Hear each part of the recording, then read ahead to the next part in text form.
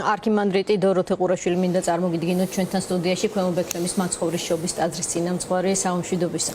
ამამა დოროთე მადლობა მოგზანებისთვის, გილოცავთ რა თქმა უნდა ღვთისმშობლის მიძინების დღეს და მადლობა აი მხარდაჭერისთვის, რომელსაც მედია გამორჩეულად ქალი ჟურნალისტები და დღეს უკვე თქვენი ქადაგება ეძღვნებოდა უკვე არასამთავრობო სექტორიც მოიხსენიეთ, რაც დიდი იშვიათობა. მადლობა ამისთვის ჩვენთვის ამბიweni და ნათქვამი თითოეული მხარდამჭერი სიტყვა, რაც დიდი იშვიათობაა, ძალიან დიდი სიძლიერის მომტანია ეს მინდა კიდევ ერთხელ აუცილებლად ვთქვა. აი რატომ არის იშვიათობა?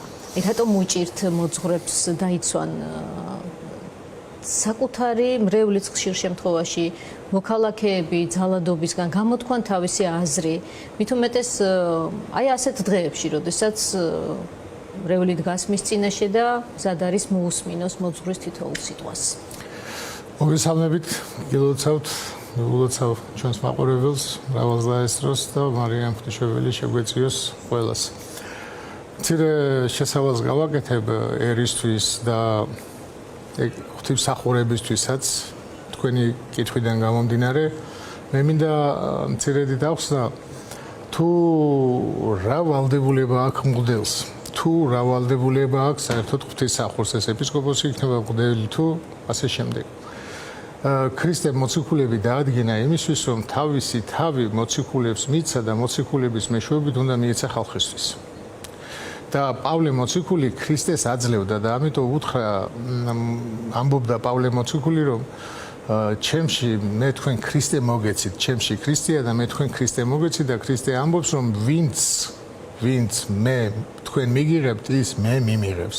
აი ეს ხდება დღესაც. დღეს მოდელი ვალდებულია ადამიანებს ქრისტე ჭეშმარიტება მიცის, ქრისტე განუცხადოს.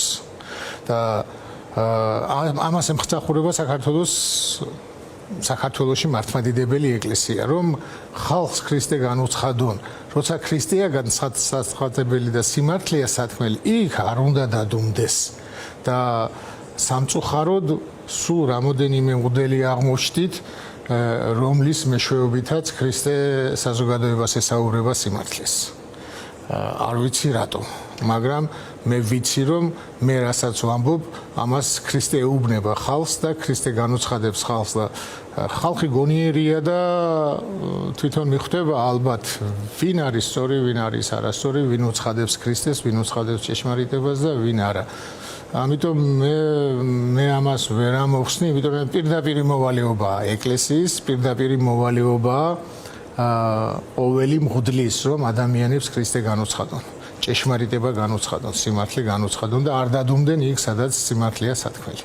აი თქვენ დღეს თქვით ჩვენს პრეზიდენტს ულოცავ, ყველა მებრძოლ ქალს ულოცავ, ქალებს რომ სახელში აფურთხებენ სიმართლის დამცველებს, ნინო მასწავლებელს ულოცავ, მადლობა რომ ზე არ გავიწყდებათ არასდროს ჩვენი კოლეგა, რომელიც ახლა იმედია გვიყურებს და ყველა სიტყვა თითოეული ადამიანისთვის ნათქვამი სინდისის პატიმრისთვის ძალიან მნიშვნელოვანია მათთვის. მაინტერესებს რამდენად გრძნობთ საზოგადოებისგან დეფიციტს, როცა თქვენს ქადაგებებში ჩნდება ხოლმე ესეთი პასაჟები. როგორც საზოგადოება ამას აღიქვამს თქვენს აი ასეთ სიტყვებს და რამდენად შესაბამისად გრძნობთ რაღაცა კრიტიკულ განწყობებს ეკლესიის შიგნით, ან მხარდაჭერას პირიქით ეკლესიის შიგნით. ანუ განწყობები, მაშინ როდესაც აი რატომ ვართო ცოტანია თქვენ თვითონ არ გაქვთ ამაზე პასუხი, განწყობებს როგორ აღიქვამთ და რა ნაკადებს გრძნობთ როგორც საზოგადოებიდან, ასევე შიგნით ეკლესიიდან.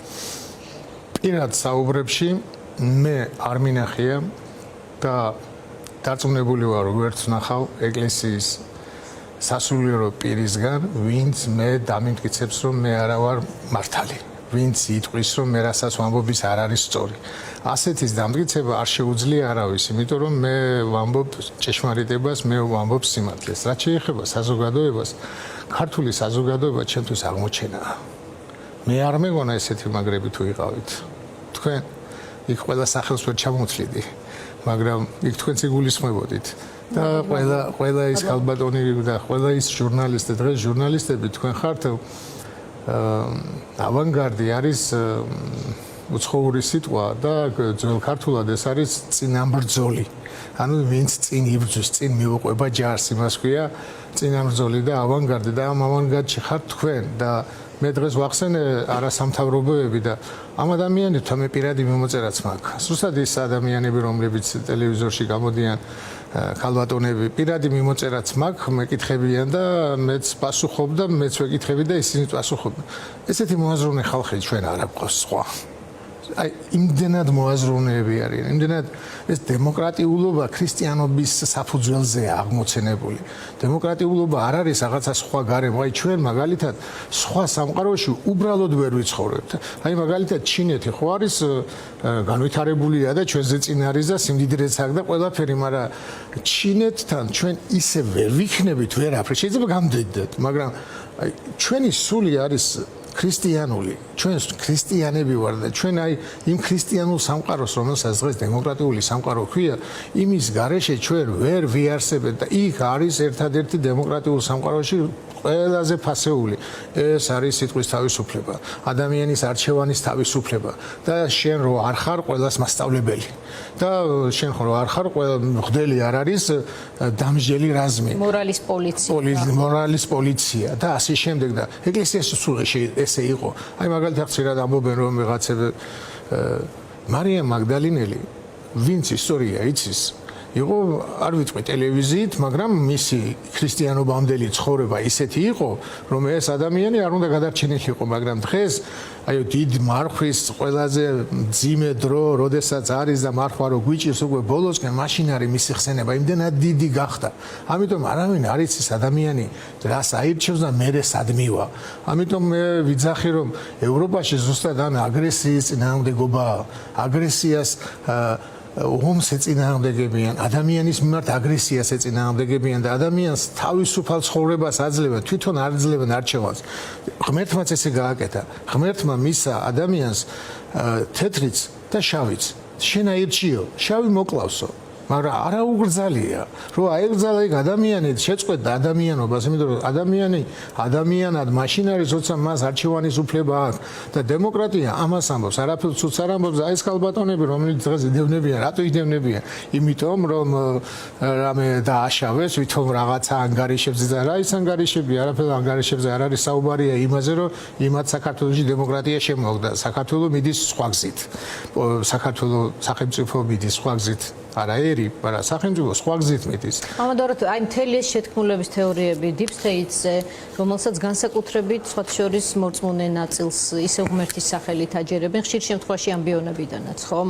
რამდენად შეიძლება რაიმე საფუძვლის მატარებელი იყოს, ხეთ ცოტა რიტორიკულ კითხვას სვამ, მაგრამ აი მართლმადიდებლური თვალსაზრისით, რომ რაღაცა სივრცე ებრძვის მართლმადიდებელ ქრისტიანობას და ეს სწორედ ის პოზიცია ივანიშვილის გარემოცვის, როდესაც ისინი იცავენ რაღაცა ტრადიციებს ქვეყანას გარყვნისგან და თითქოს და რაღაცა ამ თვალსაზრისით შემდეგ ჩვენ ამიტომაც ვართ თქვათ ახლა ევროკავშირთან უვიზო მიმოსვლის დაკარგვის საფრთხის ქვეშ და აი მთელი ეს შეთქმულების თეორიები, მითები, რომელიც რუსული სახელმძღვანელოდან არის, მაგრამ რომელიც მუშაობს საზოგადოების ნაწილზე და განსაკუთრებით მორწმუნეთა ნაწილზე.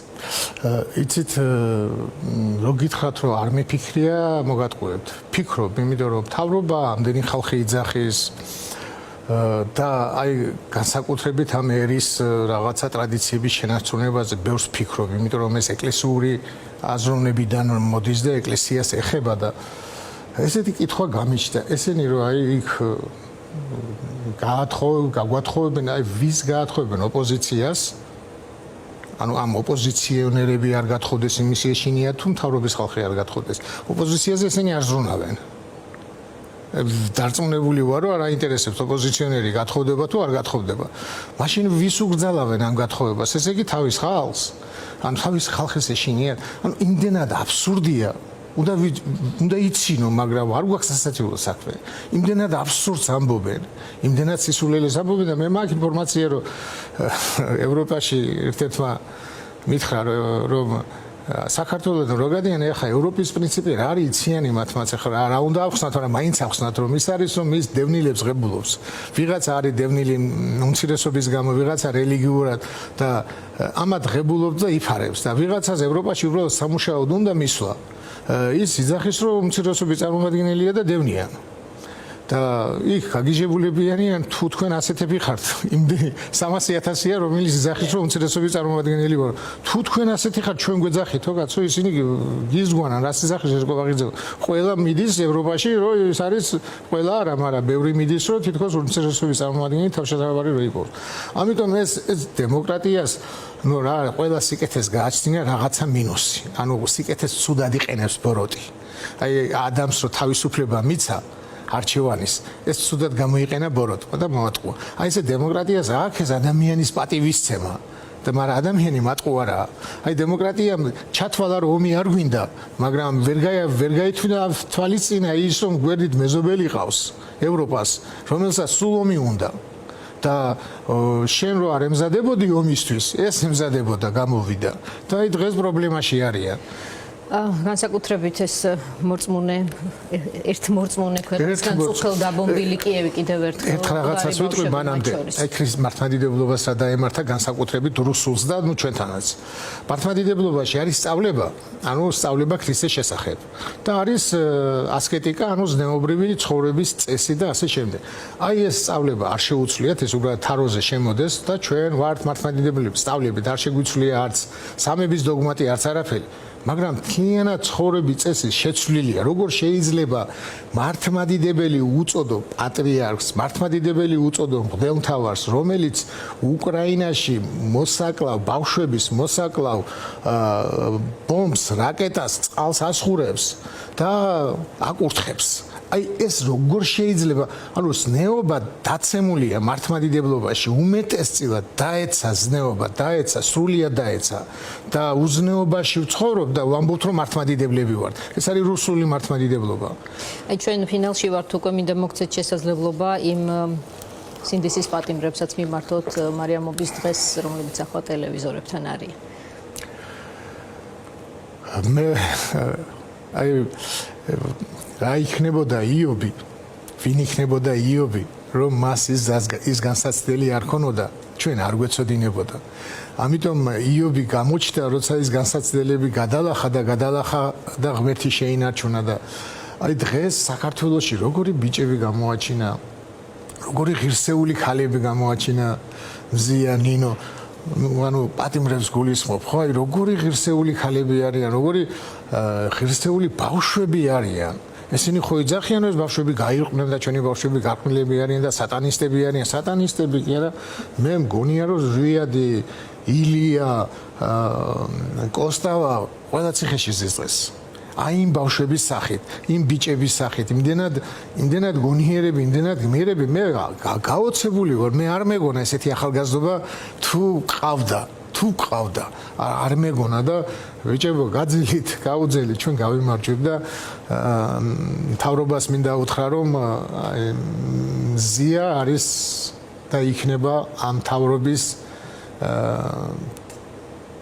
სუსტი კი არა აი შავი ლაქა ამათი 13 წლის იმედი მაქვს მეტი არ გაგრძელდება მოღვაწეობის იმდენად უღირსად ექცევიან და იმდენად უღირსად იქცევიან და ეს არის ამას ვერ მოინანიებენ მე მღვდელი ვეუბნები მათ რომ ვერ მოინანიებენ ისე ცუდად ექცევიან და ჩემი რა ვიცი მოწოდება იქნება ჩემი ხმა არ ესმით მაგრამ გააკეთეთ უსამართლობა ბევრი გაკეთებიან და ერთხელ სასამართლო ჩაატარეთ და გაათავისუფლეთ მზია ამაღლობელი ეს სირცხვილია თქვენი სირცხვილია